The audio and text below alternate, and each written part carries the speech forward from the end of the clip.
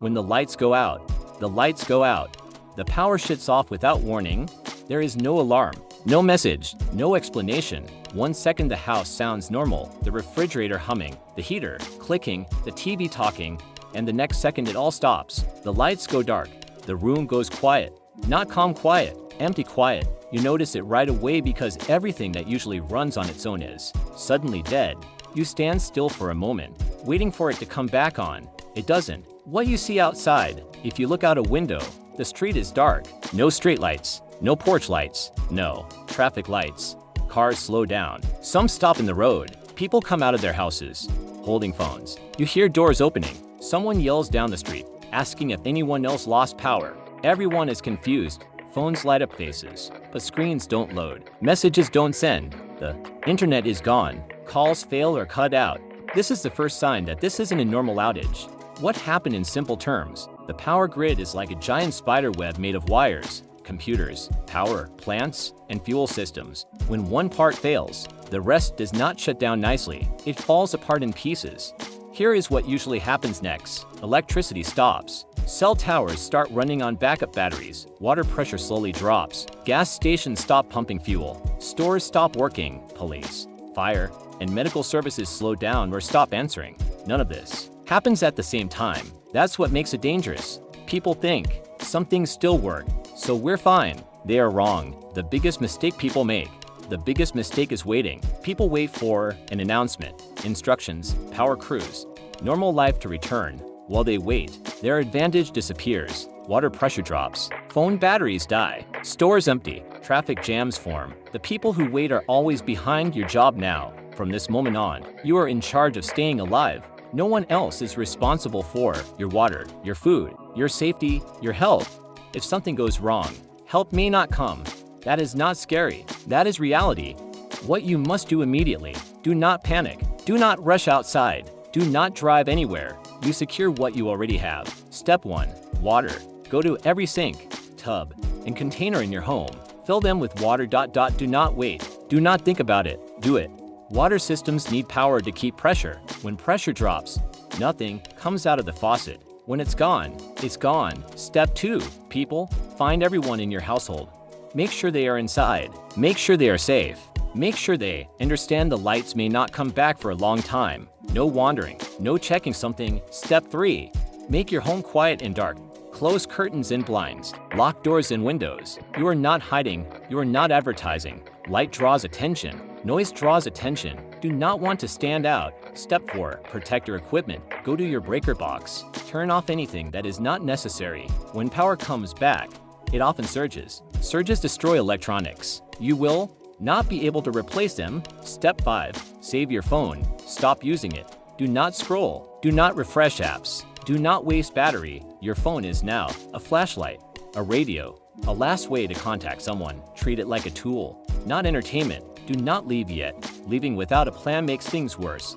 Stores will be crowded. People will argue. Police will be busy. Traffic will block roads. If you leave now, you become part of the problem. Stay where you are unless your home is unsafe.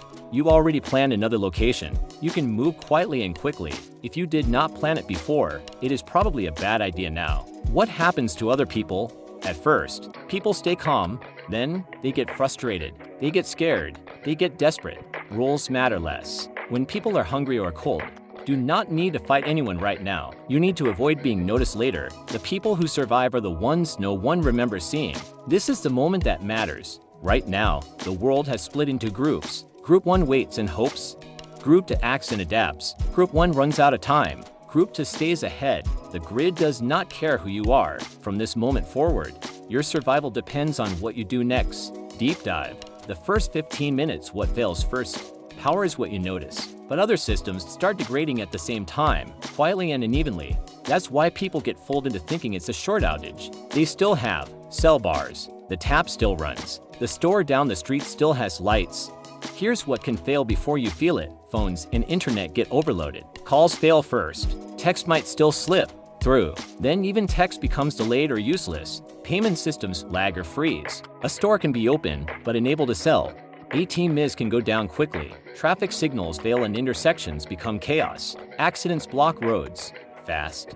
and blocked roads trap people away from home. Elevators stop. Apartment buildings become vertical cages for anyone without stair-ready plans. Refrigeration becomes a timer. Every time you open the fridge you spend cold like cash. Security convenience fails. Electric garage doors, gates, and some alarms stop being automatic. Your advantage is simple. You don't sprint into the same mistakes everyone else makes. False normal the trap. Normal doesn't end all at once. It ends like a boat taking on water. First it leans, then it suddenly rolls. False normal signals that trick people. Your phone still has bars, but the network is already stressed. Water still runs, but pressure and quality can change without warning. Stores are still open, but staffing, payments, and security can collapse fast. Police are still visible, but response becomes selective and delayed. Rule: if you can still do a normal thing, do not assume the system is fine. Assume you are seeing the last minutes of momentum. The consumer trap: how people lose the first hour when the lights go out. Most people become shoppers and spectators. They drive to check gas stations. They rush to stores. They stand outside talking. They open the fridge repeatedly. They start posting and calling for info. That behavior creates crowds, traffic jams, and conflict. It also broadcasts who is nervous and who is moving. You don't win tonight by being first in line. You win by staying off the board. The 5 irreversible mistakes. 1. Leaving home without a defined purpose and return plan. To telling people what you have: fuel, water, food, weapons, a generator. 3. Burning fuel for comfort, running power like it's a weekend, for turning small injuries and small arguments into full emergencies. 5. Waiting for official confirmation before you act on basic needs: water, safety, routine. First our checklist: do this, then stop moving. Water: fill every clean container you own while the tap still works. Light: stage flashlights and spare batteries where you can reach them in the dark. Safety: clear trip hazards now, not later. Shoes and light by the bed. Cold: stop opening the fridge, freezer. Pick to check times per day and stick to them. Security: lock doors, windows, and reduce porch activity. Observe quietly instead of joining crowds. Your goal isn't to solve collapse in an hour. It's to avoid burning your options before the real pressure arrives. Utilities: when to shut things off and when not to touch IT. If you smell gas, hear hissing, or see damaged lines, you treat it as a real hazard. If you don't know what you're doing, you don't experiment in the dark.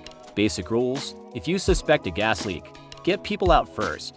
Then call for help if possible. Don't flip switches. Don't light candles. If water pipes are burst or you see flooding inside, shut off water at the main. To prevent damage and contamination, if you see sparks, burning smell, or obvious electrical damage, shut off power at the main breaker. If it's safe to reach, stay away from down power lines. Assume the ground, puddles, and nearby metal can be energized. The objective is to prevent one problem outage from turning into a second problem fire. Gas explosion, flooding, neighborhood intelligence: how to learn without being seen. Night 1: do not become the neighborhood news anchor. You quietly gather information. Listen first. What do you hear? Cars, sirens, shouting, generators. Look second. Are people moving in groups? Are they calm or frantic? Smell check. Smoke, heavy cooking odors, or chemical smells are early warnings. Note patterns without engaging.